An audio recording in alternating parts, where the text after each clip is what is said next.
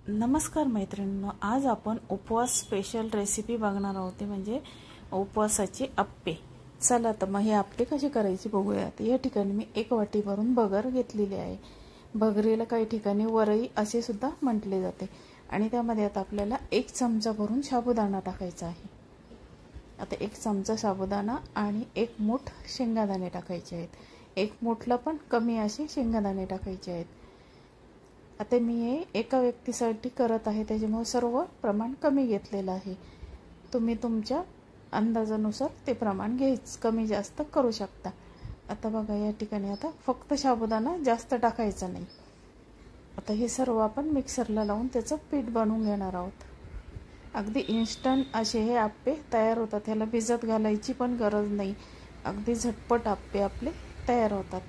तर चला आता ह्याचं आपण पीठ बनवून घेऊया। आता याचं पीठ आपल्याला असं जाडसरच बनवून घ्यायचं आहे, जास्त बारीक बनवायचं नाही। आता हे आपलं पीठ बनवून झालेलं आहे बघा। आता हे असं जाडसर आपल्याला पीठ ठेवायचं आहे। चला आता त्यामध्ये काय काय टाकायचं हे आपण बघूया। आता यामध्ये आपण आता हे पीठ आपलं तयार झालेलं आहे। आता यामध्ये आपण काही मसाले टाकून घेणार, उपवासाचे मसाले म्हणजे टाकून घेणार आहोत। त्या ठिकाणी मिरची टाकलेली आहे। मिरची बारीक चिरून आपण यामध्ये हिरवी मिरची टाकलेली आहे। तर हिरवी मिरची नंतर आपण त्यामध्ये जिरे पूड टाकून घेणार आहोत। आता यामध्ये छोटा चमचा भरून जिरे पूड टाकलेली आहे। आता तुम्ही जिरे खात नसाल तर जिरे पूड नाही टाकली तरी चालते, पण जिरे पूडमुळे आपल्याला टेस्ट छान येते। तर बघा, आता त्यामध्ये जिरे पूड टाकलेली आहे। आता यामध्ये 1 चमचा मीठ टाकून घ्यायचं आहे। 1 चमचा मीठ टाकायचं आहे आणि त्यानंतर थोडीशी साखर टाकायची आहे। अगदी अर्धा चमचा साखर यामध्ये टाकायची आहे। आणि आता 1 चमचा भरून त्यामध्ये मी दही टाकलेलं आहे। 1 चमचाभर दही आपण त्यामध्ये टाकून घेतलेलं आहे। आणि आता कोथिंबीर टाकायची आहे। कोथिंबीर आता हे सर्व आपण पाणी घालून अप्पे ज्याप्रमाणे अप्पेचं बॅटर असतं त्याप्रमाणे आपण ते भिजवून घेऊया। आता बघा, हे आपलं अशा पद्धतीने आपण हे भिजवून घेतलेलं आहे।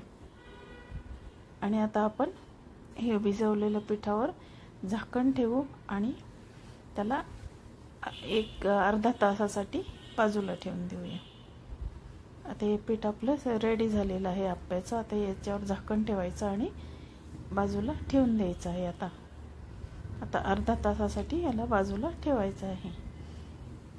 आता बघा, आता यामध्ये अजून काय काय टाकायचं आहे। तर यामध्ये बटाटा आपल्याला टाकायचा आहे, पण हा कच्चाच बटाटा आपल्याला किसून टाकायचा आहे। आता अर्धा तास झालेला आहे, आता आपण अप्पे करायला घेऊ। तर बघा, आता हा बटाटा आपण किसून घेऊया। आता आपण ज्यावेळेस अप्पे बनवतो, आपल्याला जेवढे बनवायचे व्यक्तींसाठी बनवायचे आहेत तेवढंच बॅटरमध्ये आपण हे बटाट्याचा किस टाकून घ्यायचं, नाही तर हे बॅटर काळं पडतं। त्यामुळं अगदी झटपट असे हे किसून लगेच त्यामध्ये टाकायचं। आता या ठिकाणी जेवढं आपल्याला अप्पे बनवायचे तेवढ्याच बॅटरमध्ये आपण बटाट्याचा किस टाकायचा। आता मी त्यामध्ये बटाटा टाकून घेतलेला आहे। आता यामध्ये मी टाकलेला आहे अर्धा चमचा सोडा।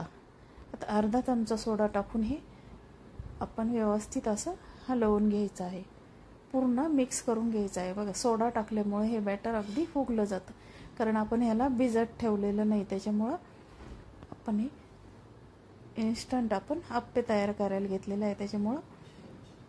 आणि आता अप्पे पात्र गरम करायला ठेवलेलं आहे। आता त्याच्यामध्ये थोडं थोडं तूप टाकून घेऊया आपण। आता या अप्पे पात्रामध्ये थोडं थोडं तूप लावून घेतलेलं आहे। आणि तुम्हाला तूप नसेल आवडत तर तेल जरी टाकलं तरीही चालते। तर बघा, आता आपण यामध्ये आता हे बॅटर आपण टाकून घेऊया। आता जेवढे अप्पे करायचे तेवढंच बॅटर आपण वेळेवर तयार करून घ्यायचं आहे। आता या अप्पे पात्रामध्ये मी बॅटर टाकून घेते आणि बघा, तूप लावून यामध्ये आपण ते बॅटर टाकून द्यायचं। अप्पे पात्र अगोदरच गरम करायला ठेवलेलं आहे।